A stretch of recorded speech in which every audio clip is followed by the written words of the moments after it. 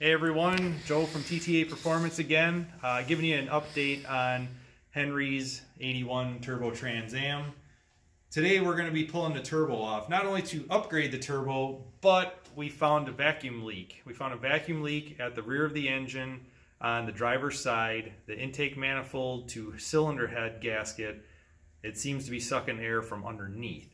And I think that's why we're having problems trying to dial in the tune on E85. We're getting some really kind of crazy results on the oxygen sensor, and the computer's having trouble compensating. I sprayed it with some brake cleaner right underneath the intake there, and it changes the engine RPM quite a bit. You can almost hear it. It sounds like it's actually sucking in the liquid. So let's get to it. We'll start tearing it down.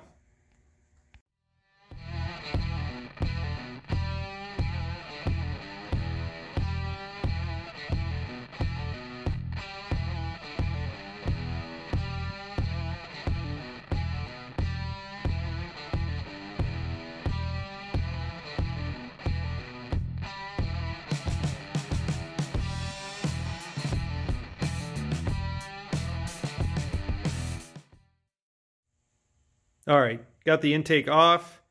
Pretty much came off easily. Gaskets weren't like severely glued on with any silicone or anything. I did notice that some of the intake bolts were in the wrong places, and one of them wasn't even correct. It was so short it was barely holding any thread at all or tightening anything on the intake. But what I want to show you guys is the gasket stayed on the intake. This is the front of the intake. There's the coolant passage, and as we go down, that's the intake runner for cylinders 1 and 3. This is a Siamese intake port, so this one port actually feeds the cylinder head and splits off to the two adjacent cylinders, cylinders 1 and 3, which would be the first two cylinders on the driver's side. And as we go down, oh, look what we have here. Yep, that would be our vacuum leak right there. Broken gasket. Not only is that a vacuum leak, that is also a boost leak. So we'll get this cleaned up and new intake gasket on, but we're going to continue working on the engine, because since we have it apart, the next step I'd like to do is, hey, while we're in here, let's verify some stuff. So valley pan cover is going to come off next. Valve covers are going to come off.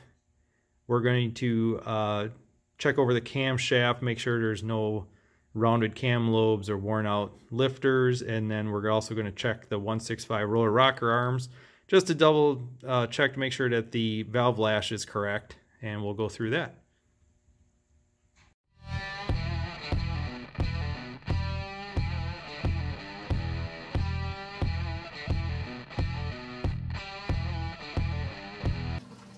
Okay, so I want to go over some of the differences between the two turbos. Now on Henry's car, we're going to be upgrading to a stage 5 turbo, which is going to be an exclusive turbo offered through me. But I'm going to show you what the differences are. So what I have here, I have a prototype stage 5 turbo that was destined for my car.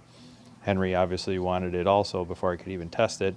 And then on the right here, this is a stock turbo for a 4.9 or 301 Pontiac. So this right here is the wastegate swing valve, and I've already taken the bolts out of it and kind of show you a little bit about this too. The swing valve has the little flapper, and the flapper is attached to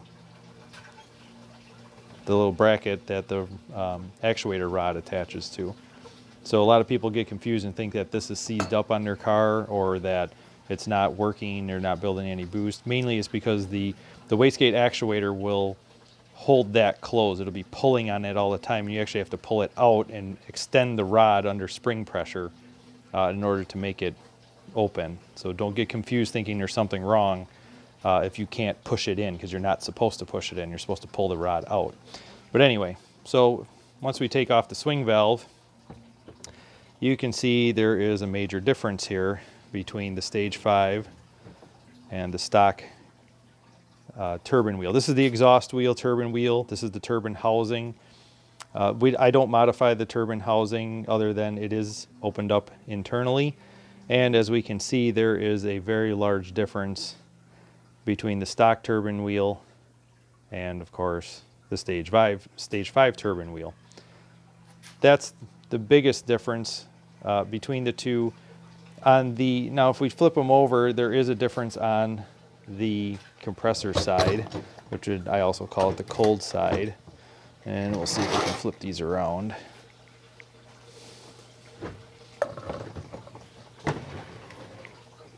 So flipping them around, again, we can see that the stock compressor housing, compressor wheel, this actually comes apart. I got this one apart. Is just a stock cast aluminum wheel at a specific size. And then when we go to the upgraded, this is a billet compressor wheel. This is a larger opening, larger billet compressor wheel. It's actually a little bit lighter in weight, but there's a big difference there. This will actually flow more air for more horsepower, more efficiently also.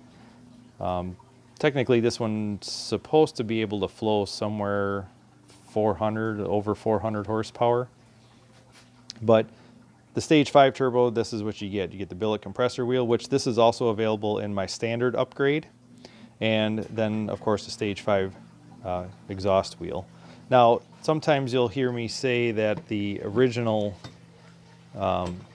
turbo, like my standard rebuild turbo that I sell, the exhaust wheel is stock on those. But you'll hear me say that we clip the exhaust wheel. Well, clipping the exhaust wheel, all we're doing on that is we're actually taking material off and making this a little bit smaller in diameter. And it allows some exhaust to bypass easier rather than it all going through the fins. And it does help. It's similar to doing this, you know, a bigger exhaust wheel. It kind of mimics that. But that's usually my standard upgrade. Works great on a stock application. Nice unit. But this one here, we're going to put this same style stage 5 on Henry's car, and we're going to run it on the dyno and see how much more power it makes.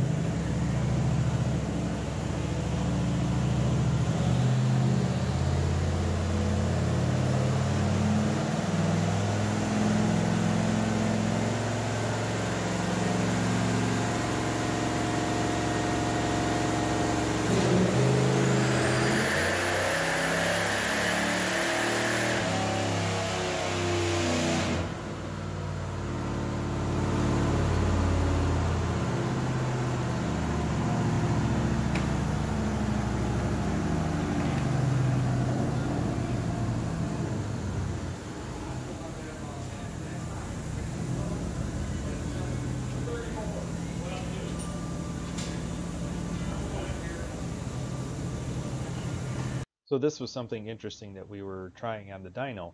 There's a setting that we can do a simulated quarter-mile drag strip pass on the dyno. It calculates the distance traveled using the rollers. It's kind of a neat feature. We wanted to try it out. So here we are getting everything set up, staging the car. I kind of go on the brake a little bit, try to build a little bit of boost, and then take off from there.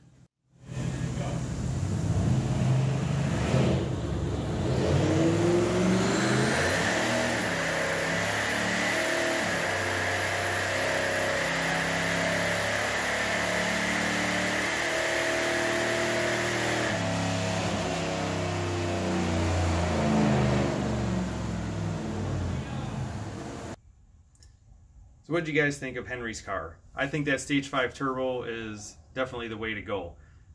Makes a lot of power. The back pressure was definitely down. We're no longer doing the over 2 psi difference. You know, they call it the pressure ratio. How much back pressure you have in the exhaust versus how much boost pressure you're making.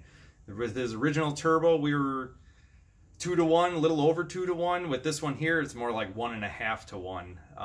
Definitely makes a difference. It makes more power because of it. And now I think it leaves room for improvement on the engine side of things. I think a larger camshaft, maybe header system, stuff like that, you start to build up the engine on the naturally aspirated side, is definitely going to benefit that larger turbo. So Henry's totally happy with the car. He says it's a beast on the street. It comes on super strong, pulls really hard. He's totally happy with it. He says it is a lot faster than it was when before he took it back, when he dropped it off originally, which is great. I can't wait to try it on my car. My car is going to be getting this upgrade along with the headers and 252H comp cam. We're going to be trying some different things with that, but in the meantime, we're going to wrap it up for Henry's car in this installment. Like all the other YouTubers out there say, like, subscribe, ring the bell, all that stuff, and we'll catch you next time. Thanks.